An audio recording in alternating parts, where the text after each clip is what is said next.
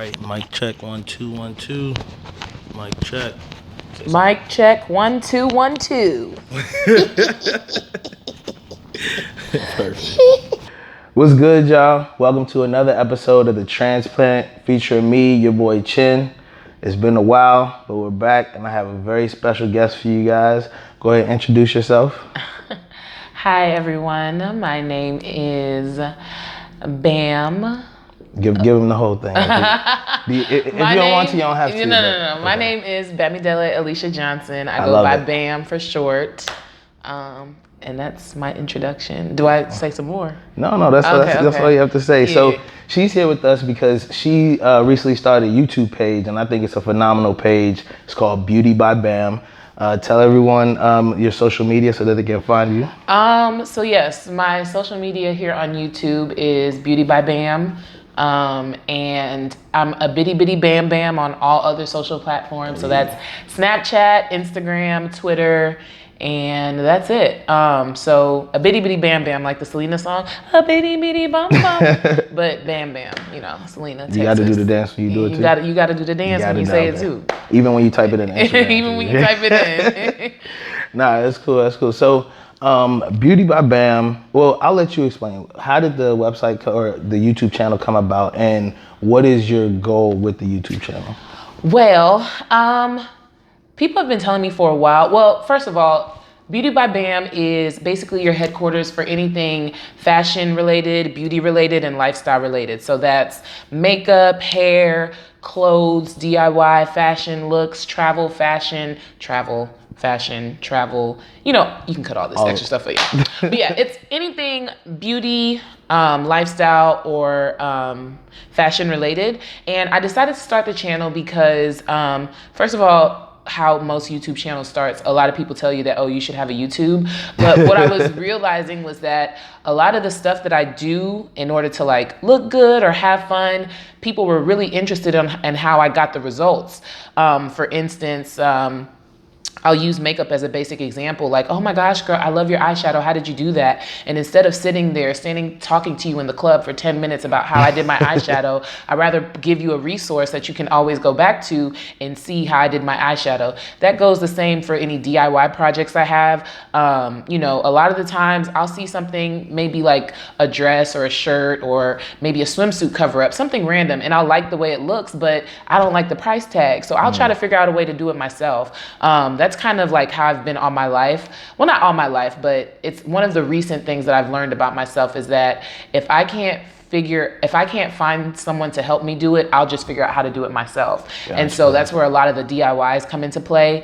For instance, I just posted, but a few weeks back, I posted this DIY fascinator on my channel, which is like a hat. You gotta explain to me what a fascinator is. So a fascinator is like a hat that people wear to like Derby Day or like the races and stuff. Oh, the big church, like the Aretha on Obama's. Okay, yes, and if you've looked at the price tags on those are like $2,000. And I mean, God is good, but it ain't that good. So I had to figure out, how do I get this look, but for a cheaper price and make it on my own, so that way I can customize it to be exactly what I want, fit my hat exactly how I want it. So I figured it out and I made a video on that. That video is on my channel. And I actually wore it to like a horse race in South Africa called the Sun Met, and it was a really big hit there. So I mean, the YouTube channel came about doing that, and last year for my 29th birthday, I wanted to basically do an event that kind of like surrounded like learning how to do makeup. So I basically hosted an event called Beauty by Bam, which I got together some of my closest friends and I bought them all makeup and we all did our makeup together. And I kind of showed them, I walked them through how I did my makeup and they followed along. So by the end of the night, everybody's makeup was done. We were looking good. So we had a few drinks and then we went out to the club. And that was like literally, one of the best events that I've thrown. One of the few events that I've thrown, of course, for my birthday.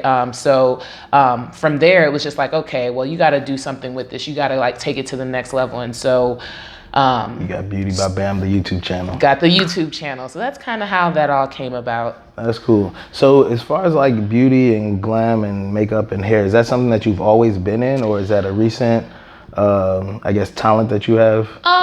It's not something that I've always been in. I I guess the whole beauty thing started when I went to college. I mean, I've always been into looking good. You know, everybody wants to like, you know, make sure that they look their best selves. But my freshman year of college is when I really started learning how to do hair, because I started off at the University of Texas in San Antonio, which is 3.5 hours away from Houston, which is home. And I couldn't come home every weekend to get my hair done. Like I had my hairstylist who did my perms and who did my sew-ins and who did my braids. Like I would always have my hair done, but I couldn't come home every weekend or every 2 weeks to get my hair done because it was just too far. So I had to learn how to do it myself. Gotcha. Like I said, you know, earlier, you know, figuring out how to do things myself has been a theme that has, you know, kind of guided me in my adulthood. So I learned how to do hair myself. And when I started doing hair myself, people would like it so much that they would ask me to do their hair. So I started doing everybody else's hair. And that's kind of the hustle that kind of, you know, took me throughout the entire undergrad. You know, like I was going on trips because I was doing everybody's hair. I was like the kitchen hairstylist in college, you know, so. I was like that too. I was a barber. Really? Yeah. Okay, yeah. I always wanted to learn how to do haircuts, and like there was one point in college where I shaved off like one half of my head, and so I was like, okay, yeah. So I was like, okay, I got to learn how to cut hair, but I never really did. So that's one thing I've always wanted to do, because if I have sons, I want to be able to like not cut their hair all the time, but like if all else fails, like okay, mom can give you a fresh fade. You know what I'm saying? So yeah. That's when I started doing hair, was in college. And then after a while, I started becoming more into makeup, but I didn't know how to do makeup myself. I actually had a lot of friends who were makeup artists. And so this is like after college, like going into law school. And anytime I was going out for an event or going to a party that I wanted my makeup to be done really nice for, I would be able to call my friend, hey girl, can you hook me up? Can you do my makeup or whatever? But then— Is that the one who was on the channel?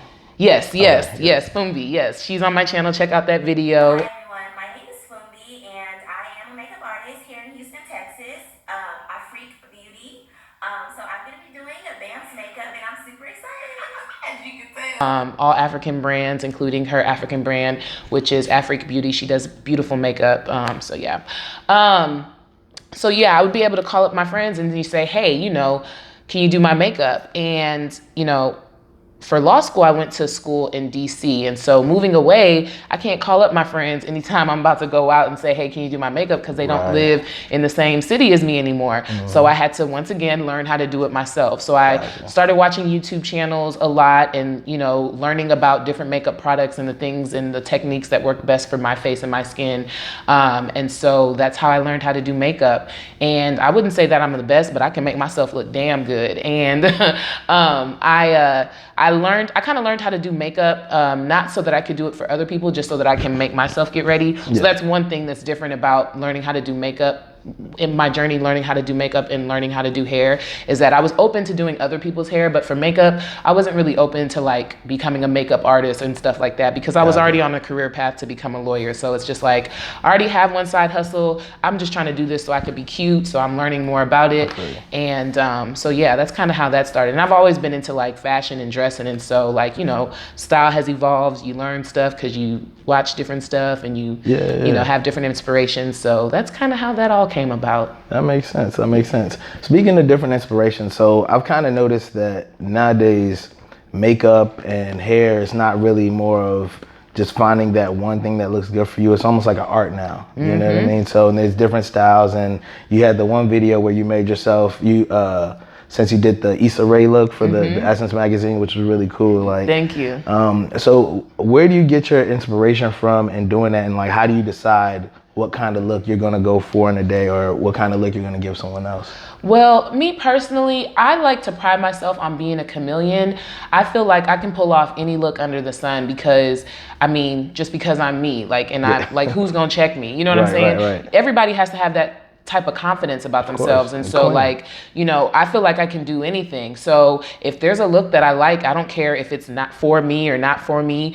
If I wear it, it's for me. You know what I'm saying? And so like, I really just, I mean, now there's so there's so much that our eyes can see, right? With social media, we can see stuff that's happening on the other side of the world, see how people are dressing over there. We can see how people in our area are dressing. And, just our eyes are open to so much more now. And so, I mean, of course, scrolling through social media, you get different ideas for different looks, but you also learn a lot about what complements you. You know what I'm saying? So factors like, colors that look good on my beautiful black skin, hairstyles that look good with my natural hair, things like that. And so, I mean, really, there's not a criteria that has to be met for me to try something. It's like, if I like it, I don't. I mean, if I like it, I do it. If I don't, then I don't. And as far as like recreating looks, I like to recreate looks because I like to challenge myself to see if I can how close I can get to something. So for instance, that's why Halloween is like one of my favorite holidays, because I like to not impersonate, but see how close I can land to something. Okay. So for last year for Halloween, my friend and I, we dressed up as Mickey and Niecy from Babs. So we did the whole hair, the wig, the outfit, everything. And so it's just it was a lot of fun, trying to figure out, okay, what do I have to get? What clothes do I have to buy? How do I make that? How do I get that? And it's just kind of fun to me. It's like putting a puzzle piece together, because you don't realize that you can land really close, to a lot of these things. And so that's kind of the inspiration when I saw Issa Rae on the cover of Essence. It was just I really, really liked the fact that they were promoting not only Black beauty, but dark Black beauty. And that's another thing that is really near and dear to my heart,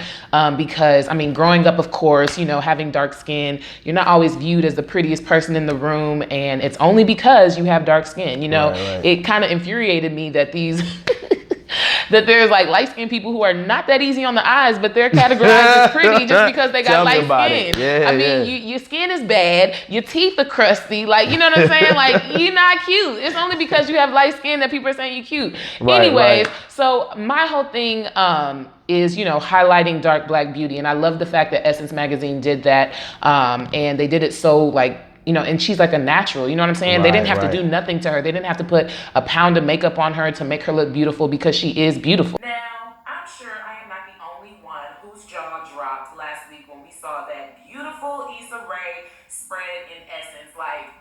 Oh my gosh.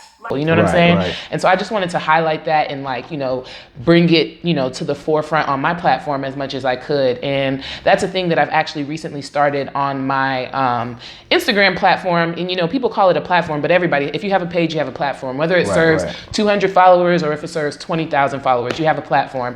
And, you have to represent on your platform what you feel strongly about. And I feel strongly about,